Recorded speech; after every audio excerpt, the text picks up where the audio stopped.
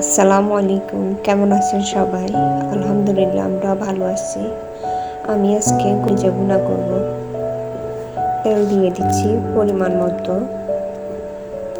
তেলগুলো কিছুক্ষণ গরম হয়ে আসলে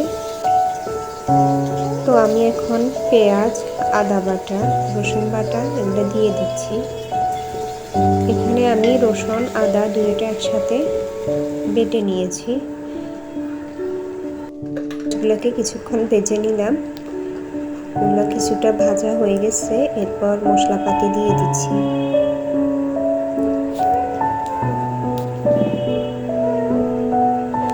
মশলাপাতি দিয়ে কিছুক্ষণ ভালো করে এটাকে ভেজে নেব।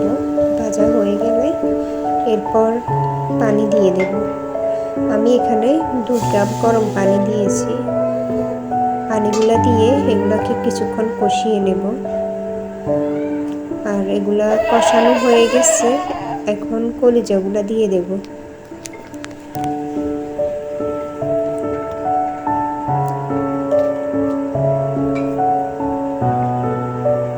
কলিজাগুলো দিয়ে দিলাম। এখন এটাকে আবার কিছুক্ষণ হালকা কষিয়ে নেব পানি ছাড়া। এরপর পানি দিয়ে দেব। এখানে 1 কাপ গরম পানি দিয়ে দিলাম।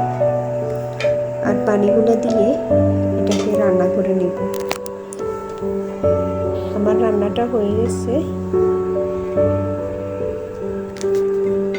আর ভিডিওটা যদি ভালো লেগে থাকে সাবস্ক্রাইব করবেন, লাইক দিবেন। সবাই ভালো থাকবেন। আল্লাহ হাফেজ।